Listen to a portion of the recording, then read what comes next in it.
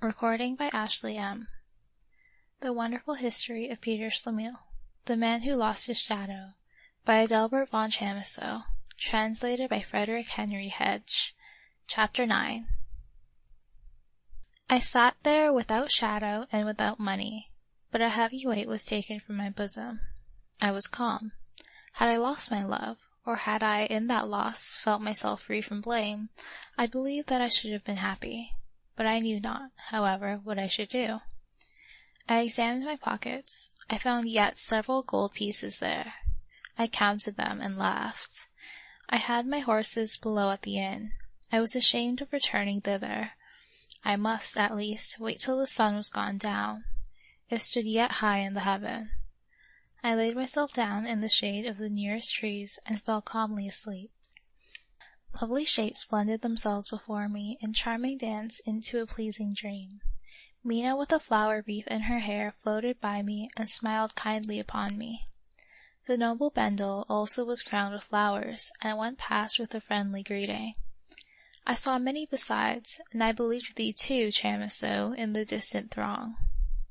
A bright light appeared, but no one had a shadow, and what was stranger, it had by no means a bad effect. Flowers and songs, love and joy, under groves of palm.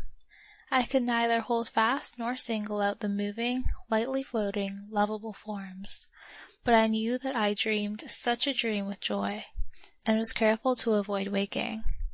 I was already awake, but still kept my eyes closed in order to retain the fading apparition longer before my soul. I finally opened my eyes. The sun stood still high in the heaven, but in the east. I had slept through the night. I took it for a sign that I should not return to the inn.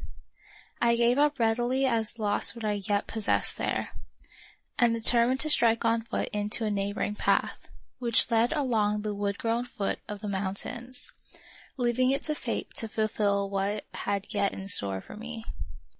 I looked not behind me, and thought not even of applying to Bendel, whom I left rich behind me, and which I could readily have done. I considered the new character which I should support in the world. My dress was very modest. I had on an old black garment, which I had already worn in Berlin, and which, I know not how, had first come again into my hands for this journey.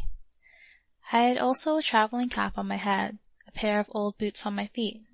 I arose and cut me on the spot a knotty stick as a memorial, and advanced at once on my wandering. I met in the wood an old peasant who greeted me in a friendly manner, and with whom I entered into conversation. I inquired, like an inquisitive traveler, first the way, then about the country and its inhabitants, the productions of the mountains, and many such things. He answered my questions sensibly and loquaciously. We came to the bed of a mountain torrent, which had spread its devastations over a wide tract of the forest. I shuddered involuntarily at the sun-bright space, and allowed the countryman to go first, but in the midst of this dangerous spot he stood still, and turned to relate to me the history of this desolation. He saw immediately my defect, and paused in the midst of his discourse. "But how does that happen? The gentleman has actually no shadow." "Alas, alas," replied I, sighing. "During a long and severe illness my hair, nails, and shadow fell off. See, father, at my age, my hair, which is renewed again, is quite white, the nails very short, and the shadow, that will never grow again." "Ay, ay," responded the old man, shaking his head. "No shadow? That is bad. That was a bad illness that the gentleman had." But he continued not his narrative, and at the next crossway which presented itself he left me without saying a word. Bitter tears trembled anew upon my cheeks, and my cheerfulness was gone. I pursued my way with a sorrowful heart, and sought no further the society of men. I kept myself in the darkest wood, and was many a time compelled, in order to pass over a space where the sun shone, to wait for whole hours, lest some human eye should forbid me the transit. In the evening I sought for a small inn in the villages.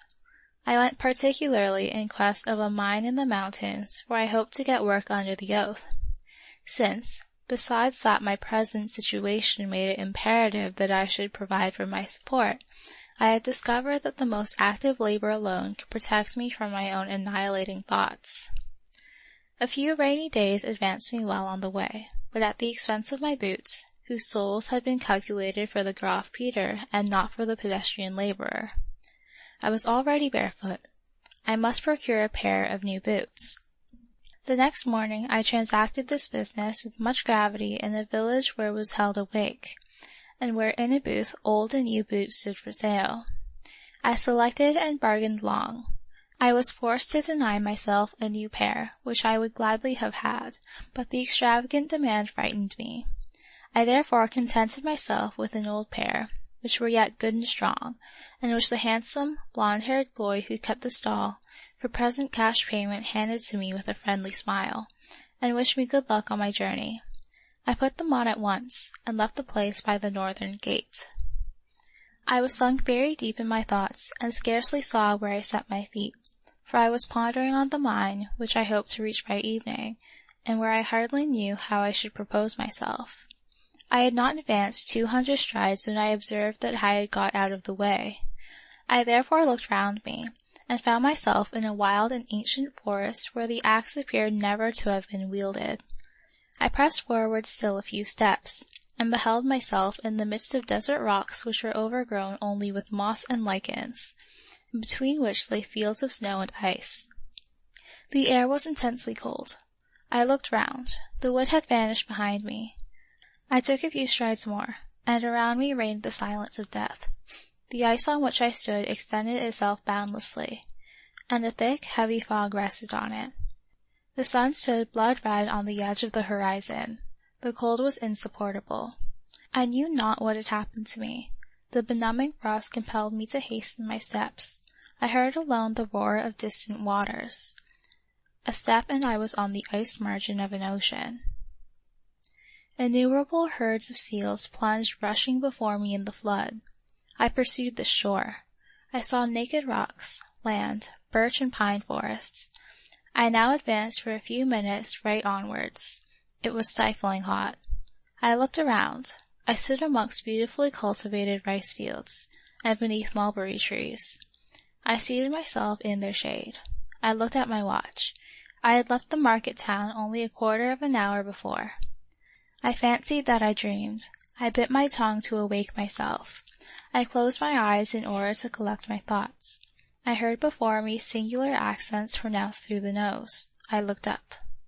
Two Chinese, unmistakable from their Asiatic form of countenance, if, indeed, I would have given no credit to their costume, addressed me in their speech with the accustomed salutations of their country. I arose and stepped 2 paces backward. I saw them no more. The landscape was totally changed, trees and forests instead of rice fields. I contemplated these trees, and the plants which bloomed around me, which I recognized as the growth of southeastern Asia. I wished to approach one of these trees. One step, and again all was changed. I marched now like a recruit who is drilled, and strode slowly and with measured steps.